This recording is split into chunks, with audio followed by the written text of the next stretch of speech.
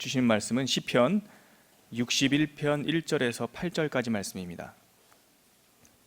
시편 61편 1절에서 8절까지 함께 읽겠습니다. 하나님이여, 나의 부르짖음을 들으시며 내 기도에 유의하소서.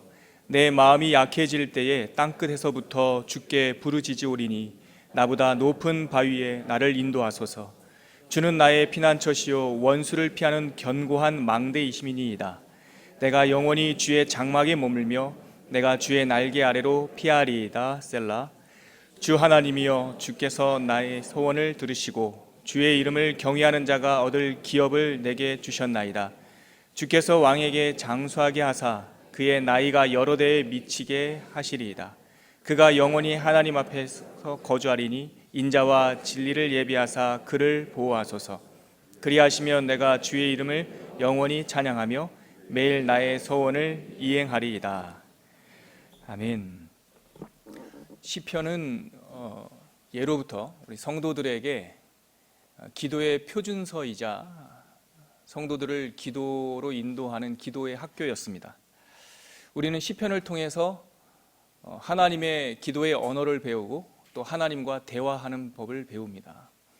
2017년을 마무리하면서 오늘부터 연말까지 61편부터 72편까지 시편 제2권을 마무리하면서 아침마다 한 편씩 우리가 읽고 묵상하면서 기도의 은혜가 또 하나님과의 만남이 깊어지는 아침이 되기를 바랍니다.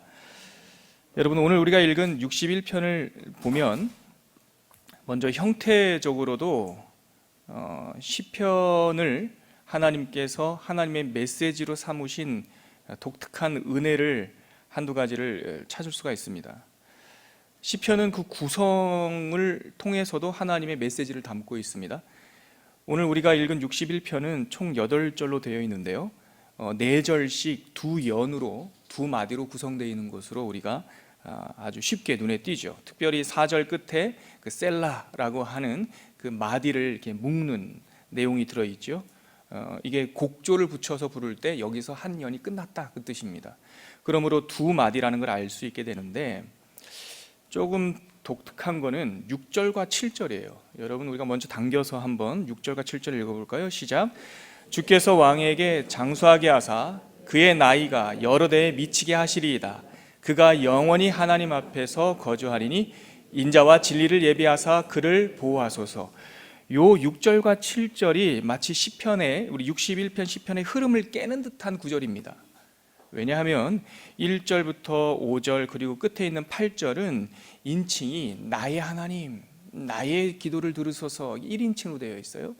근데 방금 우리가 다시 한번 읽었던 6절과 7절은 주께서 왕에게, 그에게 이렇게 해서 주어가 바뀌었어요. 요것 때문에 많은 시편 학자들이 요 61편이 도대체 어떤 메시지를 담고 있느냐라고 이견이 생겼어요. 왜냐하면 61편의 다른 구절을 읽어보면 이거는 다윗의 시고 다윗의 개인적인 탄원시 같거든요. 울부짖으면서 하나님께 기도하는 개인적인 시 같아요. 근데 6절과 7절을 보면 주께서 왕에게 은혜를 베푸시고 그의 나이가 장수하게 하시고 그를 지켜주소서. 이거는 왕의 승전가 혹은 왕을 위한 중보기도 같거든요.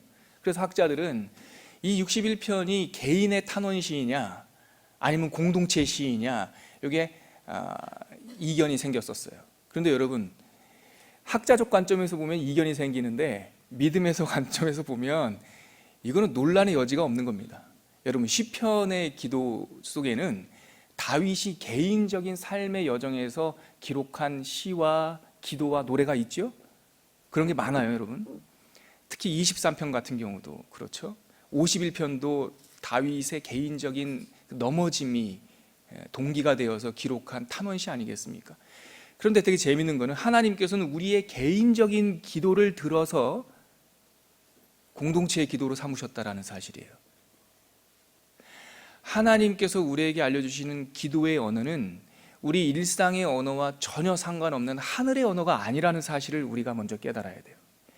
하나님께서는 우리가 넘어진 자리, 우리가 실수해서 입은 상처, 그 딱쟁이, 우리가 하나님을 등지고 멀리 떠나가지고 몸에 덕지덕지 묻은 그런 그런 오물들과 일상의 언어, 일상의 사건들을 하나님께서 들어서 그것을 받으셔서 그것을 하나님의 메시지를 담는 기도의 언어로 삼으셨다는 것이죠.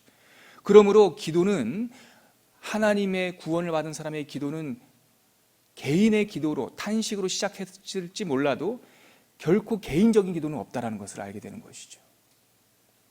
여러분, 우리가 중생한 이후, 구원받은 이후 아침에 나와서 드리는 아주 은밀한 기도조차 사실 내 개인적인 기도가 아닙니다. 하나님의 나라에서, 하나님의 백성으로서, 그의 소유된 자녀로서 드리는 공동체적 기도라는 거죠. 두 번째, 개인적인 기도, 개인적인 고백의 언어가 담겨 있는 61절에 6절과 7절이 딱 들어가 있는 이 모습을 보고, 그러니까 우리는 이것을 유추할 수가 있어요. 61절의 다윗의 기도는 어쩌면 시편 1편이나 시편 23편처럼 6절짜리 기도였을 수 있어요. 6절짜리 기도인데 거기에 6절과 7절이 싹 들어간 거죠. 근데 이게 어떤 특징이 있냐면, 분위기가 있냐면 교창 같아요. 교창. 그러니까 번갈아 가면서 노래하는 거예요. 그러니까 앞에 거는 다윗이 개인적으로 하나님, 나의 기도를 들으소서, 이렇게 개인적인 독백처럼 드리는 기도이지만 결론 부분에 가서 그 개인적인 기도를 듣던, 그리고 그것을 성전에서 함께 부르던 회중들이 답가를 하는 거예요. 이제 다윗은 하나님 나라에 가고 이 기도가 성전에서 드려지는 공동체 기도가 되었단 말이죠. 그래서 앞에 제사장이 서서 1절서부터 5절까지 하나님 앞에 개인적인 탄원, 대표 탄원시를 막 올리는 거예요. 하나님, 우리를 도와주세요. 그러자 그 탄원시를 듣던 회중이 6절과 7절 합창처럼, 뒤에 코러스처럼 부르고 있는 거죠. 그리고 맨 마지막 8절에 다시 그 대표 기도자가 하나님께 고백, 약속의 기도로 마무리를 하고 있는 거예요.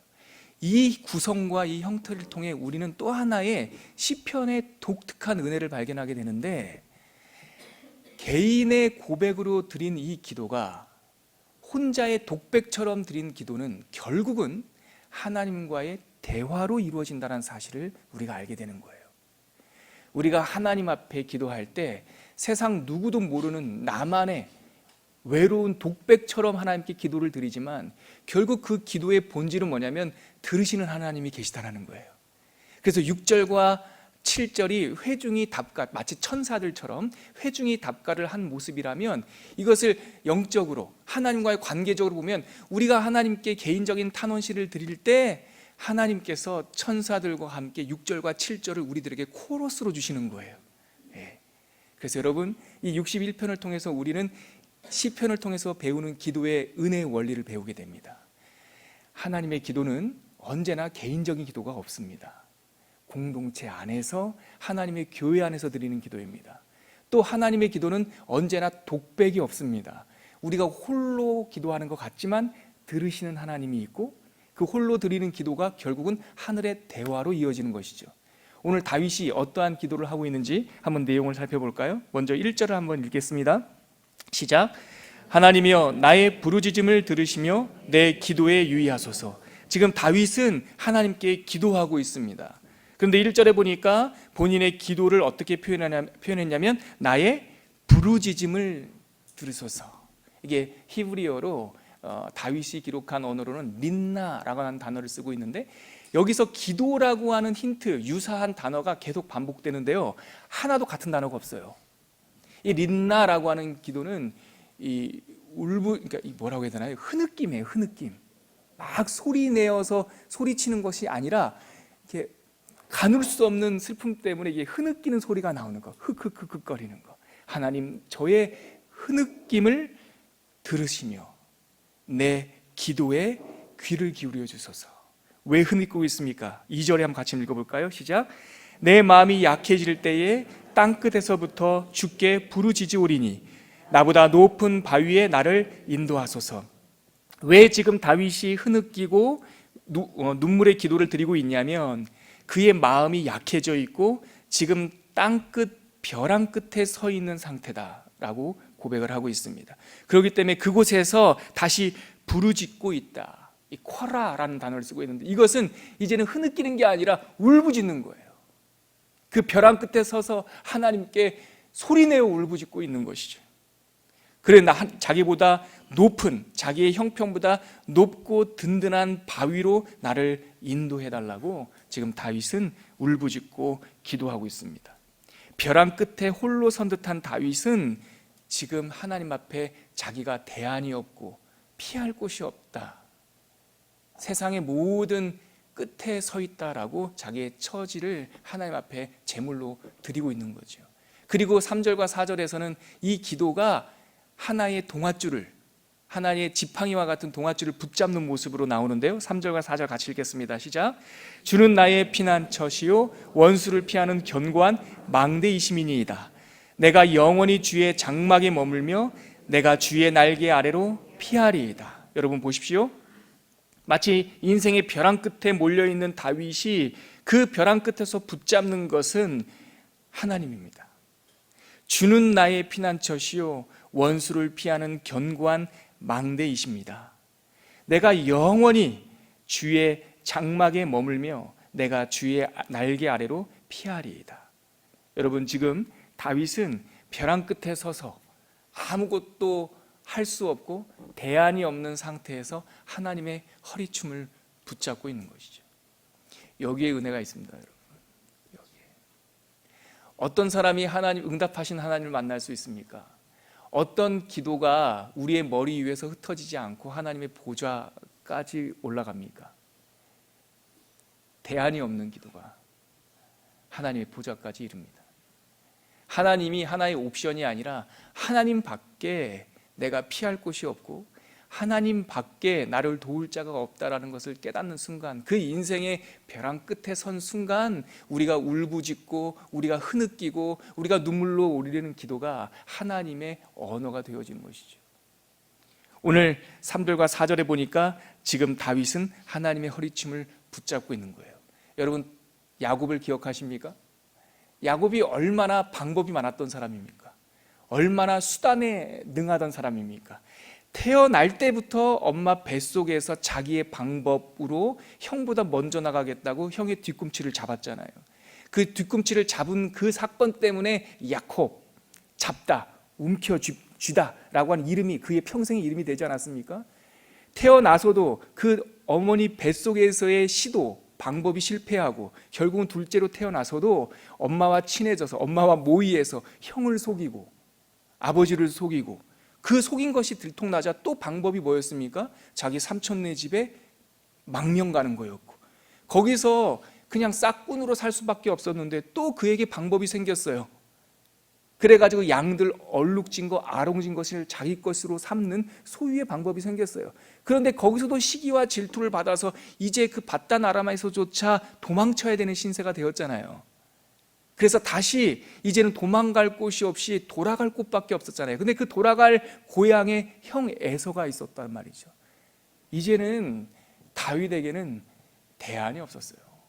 형이 군사를 이끌고 자기를 맞이하러 나온다라는 소식을 듣자 자기의 죽음이, 자기의 가족이 멸절될 것이 며칠 안 남은 위기를 느꼈을 거라고요. 그때도 이 다윗은 꾀를 내요. 그래서 자기 종들을 재물을 먼저 보내고, 그 다음에 2그룹으로 종들을 보내고, 그 다음에 첫 번째 부인을 보내고, 근데 자기가 사랑했던 그 라헬은 맨 마지막에 품고 있다가, 그렇다가 해가 떨어지고 결국은 홀로 남게 되잖아요. 야복강 사건입니다. 창세기 32장. 아무것도 없고 모든 소리가 침묵한 그날 밤에 창세기 32장에는 야곱이 그날 밤 홀로 남았더니 대안이 없는 거예요. 그날 밤에 누가 나타나셨습니까? 하나님이 나타나셨죠. 근데 사실은요, 성경은 나타났다라고 표현하지만 늘 하나님이 계셨던 거 아니겠어요? 근데 그날 밤에 비로소 야곱의 눈에 하나님이 보였던 거죠. 하나님을 만났던 거죠. 그래서 태어날 때부터 형을 움켜잡고, 장자권을 움켜잡고, 아빠를 움켜잡고, 엄마를 움켜잡고, 재물을 움켜잡고, 사랑하는 아내를 움켜잡던 그 손이 창세기 32장에 이르러 드디어 하나님의 허리춤을 움켜잡잖아요. 그리고 하나님과 씨름하잖아요. 그래서 그의 남아있던 몸에 이 환도뼈를 맞아서 절름발이가 되었지만 그날 그가 하나님의 얼굴을 만나는 브니엘 사건, 하나님 그의 인생에 해가 돋는 사건을 경험하지 않습니까? 기도란 바로 그런 겁니다.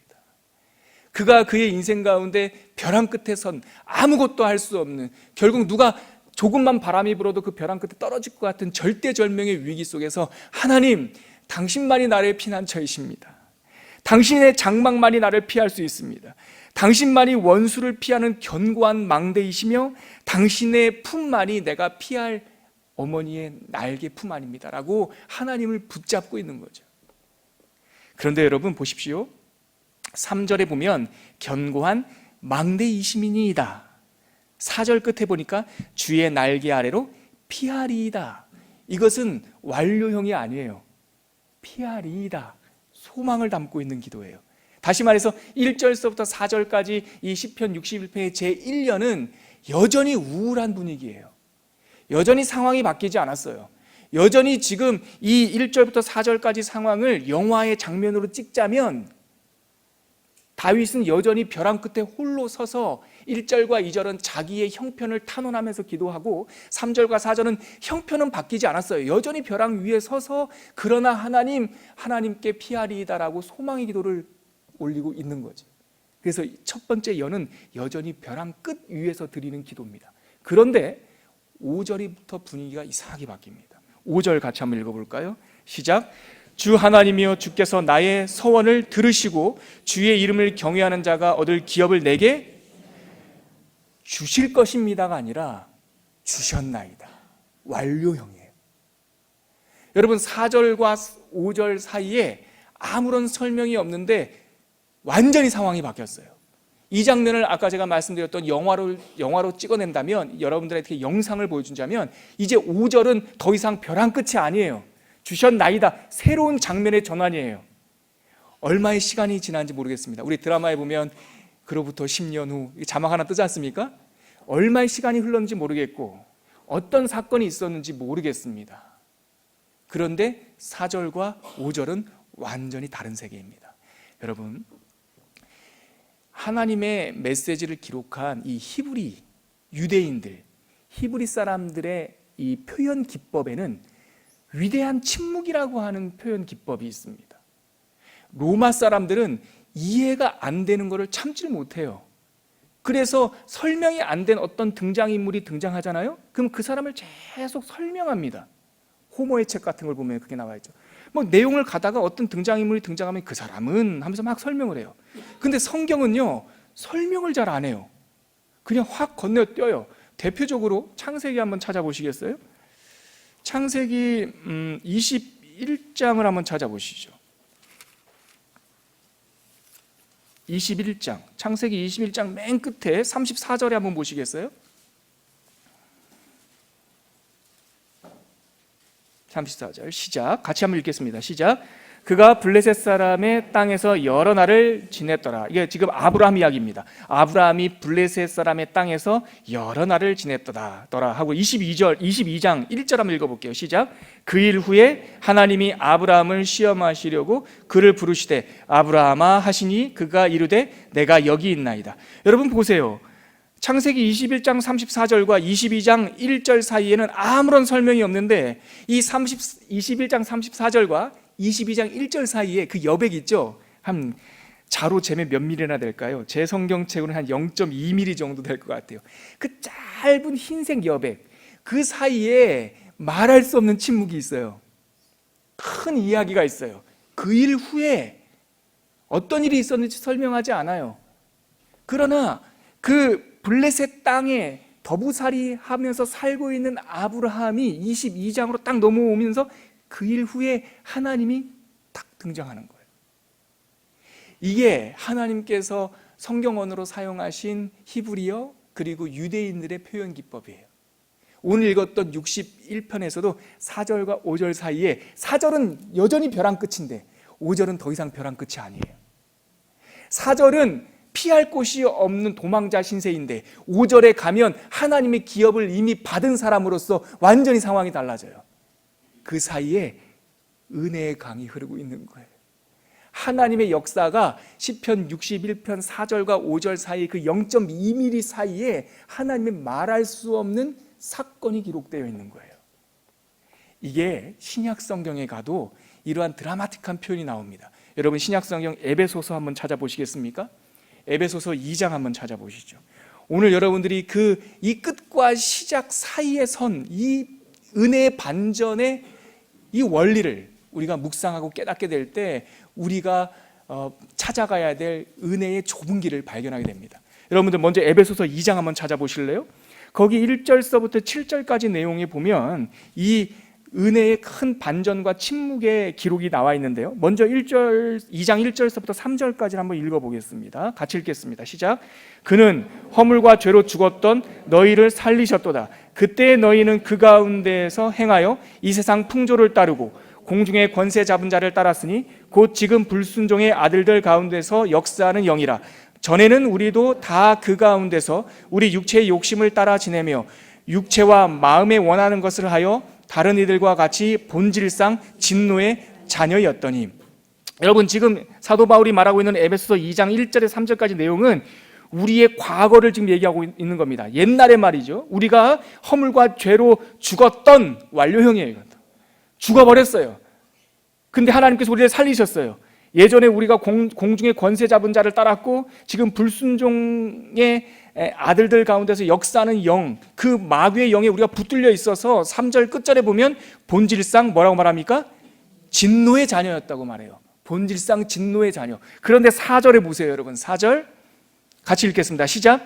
긍휼이 풍성하신 하나님이 우리를 사랑하신 그 큰 사랑을 인하여. 여러분 여기 보세요. 여기 3절과 4절 사이 0.2mm의 은혜의 사건이 있습니다. 본질상 진노의 자녀였던 우리를 향해서 4절에 가면 긍휼이 풍성한 하나님이 우리를 사랑하신 그 큰 사랑을 인하여. 어떤 설명이 없어요. 우리는 이미 알고 있는데 3절과 4절 사이에 예수 그리스도의 십자가가 있습니다. 그 예수 그리스도의 구원 사건이 있어요. 우리가 본질상 진노의 자녀였는데 4절에 가니까 긍휼이 풍성한 하나님이 그 큰 사랑으로 인하여 허물과 죄로 죽은 우리를 그리스도와 함께 살리셨다라고 하는 은혜의 반전이 딱 일어나요. 여러분 에베소서 2장 3절과 4절에도 은혜의 강수가 흐르고 있는 거예요.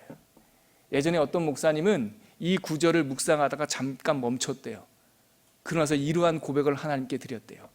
하나님, 에베소서 2장 1절과 3절만 아는 사람이 있고 4절부터 7절까지 아는 사람이 있습니다.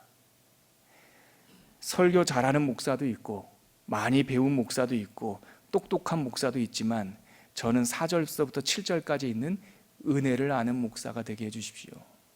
여러분 4절 이후의 이야기는 은혜의 역사입니다. 오늘 읽었던 시편 61편에도 1절서부터 4절까지는 자기 현실에 대한 고백이었다면 5절은 전혀 다른 하나님의 기적적인 구원 사건 이후 하나님의 은혜의 응답 이후 사건을 노래하고 있는 것이죠. 그래서 다시 한번 우리 시편으로 가볼까요? 그래서 자기가 벼랑 끝에서 아무것도 할 수 없는 대안이 없는 상황 속에서 하나님께 소원하며 탄원하며 기도를 드렸는데 5절에 가니까 주 하나님이여 주께서 이제 나의 서원을 들으시고 주의 이름을 경외하는 자가 얻을 기업을 내게 주셨나이다 라고 하나님께서 이미 주신 이 구원의 반전을 선언하는 자리에 서게 되는 것이죠. 이제 구원을 받은 겁니다. 이제 벼랑 끝에서 벼랑 끝을 등지고 새로운 일을 시작하고 있는 겁니다. 그랬더니 회중들 가운데 이 노래를 통해서 기도를 쓰고 있는 이 예배 가운데서 회중들이 천사로 상징되는 회중들이 6절과 7절을 답가 형식으로 불러주는 거예요. 위로하면서 우리 6절과 7절 같이 읽겠습니다. 시작. 주께서 왕에게 장수하게 하사 그의 나이가 여러 대에 미치게 하시리이다. 그가 영원히 하나님 앞에서 거주하리니 인자와 진리를 예비하사 그를 보호하소서. 이것을 이렇게 바꿀 수 있어요. 여기서 왕은 누구냐면 이 시를 고백하고 있는 다윗을 말하는 거예요.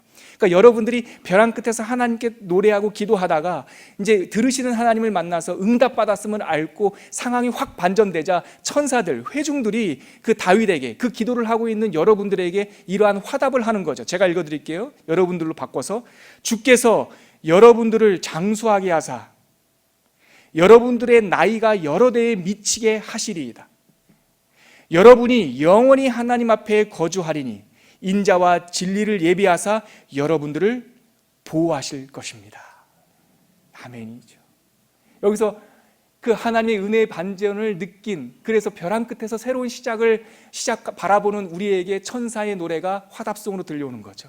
그러니까 8절 우리가 다시 개인적으로 고백합니다. 같이 읽을게요. 시작. 그리하시면 내가 주의 이름을 영원히 찬양하며 매일 나의 서원을 이행하리이다. 아멘이시죠? 여러분, 여기 서원이라는 표현도 앞에서부터 나오는 기도의 또 다른 표현이에요. 여러분 보세요. 1절서부터 부르짖는 것, 기도, 또 테필라, 또 쿼라, 여러 가지 단어를 쓰다가 서원이라는 단어로 기도의 또 다른 이름으로 마무리를 해요. 여러분, 서원 기도가 뭡니까? 이 묵상을 딱 하고 우리가 이걸 붙잡고 기도했으면 좋겠는데, 서원은 하나님과 거래하는 기도가 아니에요. 아들들 신학교 가면 아들들 태어나기 전에 엄마들이 먼저 대신 서원 기도했다고 그러죠. 그래서 신학교 온 사람들 많아요. 마치 자녀를 하나님께 드리겠다고 약속하는 것처럼, 보증서 쓰는 것처럼. 아니에요. 서원 기도라고 하는 건 그 히브리어로 네데르라는 단어인데, 이게 뭐냐면 이거는 묵다란 뜻이에요. 묵다. 사도행전 16장에 보면 건널 수 없는 강 앞에 저쪽 마게도니아에서 건너와서 우리를 도우라라고 하는 환상을 보고 나서 바울과 그 선교팀 1월이 이것이 과연 하나님의 계시인지 말씀인지 분별하고 나서 16장에 가면 이것이 하나님의 말씀인 줄 우리가 인정함이로라 라는 표현 혹시 기억나십니까? 우리 사도행전 묵상할 때 그 인정하다라는 말이 그 신약 성경의 언어로 쓴비바조라는 단어인데, 그것이 뭐냐면 결박하다는 뜻이에요. 묵다. 나는 그렇게 생각하지 않지만, 나는 이런 경험을 한 적이 없지만, 이것은 놀라운 해석되지 않는 신비지만 그것이 하나님의 뜻인 줄 알고 내가 인정하고 그 하나님의 뜻에 나의 인생과 나의 여정을 변경해서 묶어버리는 거예요. 결박시켜버리는 거. 서원이 그거예요. 서원 기도는 무엇입니까? 하나님께서 나에게 주신 그 은혜와 하나님께서 나에게 주신 그 기적, 나의 삶은 여전히 엉망진창이고 나는 구원받았지만 내일 또 쓰러지고 넘어지지만 하나님께서 나를 놓지 않겠다라고 하는, 너는 내 것이고 내 소유고 나의 백성이고 나의 거룩한 나라다라고 하는 하나님의 출애굽기 19장에 나오는 하나님의 그 표현에, 하나님의 구원의 사건에 나를 결박시켜버리는 거예요. 그게 서원 기도예요. 그러니까 앞에서는 자기의 형편을 기도하지만 뒤에 가면 자기의 형편은 사라지고 뭐만 남아요? 하나님만 남아요. 그래서 내가 나의 서원 기도를 지키리이다 라는 말은 하나님께 묶여진 나의 삶을 살아가겠다는 뜻이죠. 여러분들에게 그 은혜가 있길 바랍니다. 누구나 벼랑 끝에 섭니다. 누구나 고난이 찾아옵니다. 고난은 우리의 믿음의 밑바닥을 보여줍니다. 텅 비었다는 것을 알게 해줘요. 여러분, 그때 놀라지 마십시오. 그 텅 비었기 때문에 하나님께서 그곳에 채워주십니다. 고난이 찾아오면 우리가 깨졌다는 걸 알게 돼요. 구멍 났다는 걸 알게 돼요. 우리는 완전히 산산이 찢겨진 존재라는 것을 알게 돼요. 그래서 자포자기하고 싶어요. 그러나 그 순간이 중요합니다. 그 찢겨진 그 구멍 사이로, 찢겨진 망가진 그 틈 사이로 우리의 능력과 우리의 실력이 빠져나가는 것이 아니라 틈 사이로 은혜가 들어오는 겁니다. 끝에서부터 시작하시는 하나님을 만나시는 은혜가 있기를 바랍니다. 같이 기도하겠습니다. 이 시편 묵상을 닫으면서 바라기는 인생의 벼랑 끝에 선다 할지라도 하나님과 씨름하는 은혜가 있기를 기도하십시다. 또 그 하나님과 씨름에서 회복과 반전의 은혜를 누리는 그러한 믿음을 경험하길, 그래서 우리 모두가 끝에서 다시 시작하시는 하나님을 풍성히 경험하기를 원한다고 하나님께 함께 기도하도록 하겠습니다. 함께 기도하겠습니다. 하나님 아버지, 은혜를 감사합니다. 우리가 인생의 벼랑 끝에 선다 할지라도 그곳에서 우리의 형편을 붙잡고 씨름하는 것이 아니라, 자기 연민에 빠지는 것이 아니라 하나님과 씨름하는 믿음의 사람들이 되게 하여 주시옵소서.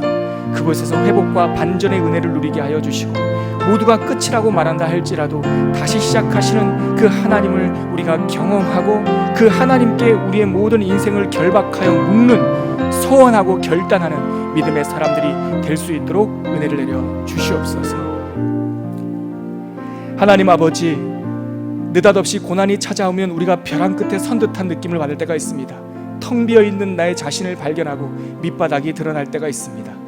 그럴 때 하나님 자포자기하지 아니하도록 도와주시옵시고, 지금까지도 내가 내 실력, 내 능력으로 살아온 것이 아니라 은혜로 살아왔음을 고백하고 믿기 때문에 그 텅 비어버린 인생 가운데 하나님의 은혜로 가득 채울 수 있도록 인도하여 주시옵소서. 찢기고 망가져버리는 그 빈틈 사이로 우리의 능력과 우리의 인생이 낭비되고 빠져나가는 것이 아니라 그 빈틈 사이로 예수 그리스도 안에 있는 은혜의 강물이 흘러 들어오게 하여 주시옵소서. 그 십자가의 은혜 가운데 살아가는 믿음의 사람들이 되게 하여 주시옵소서.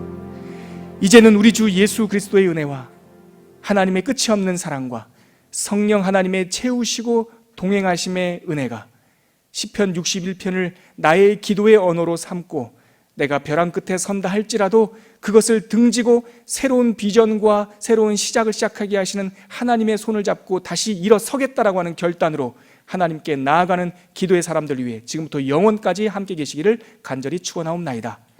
아멘.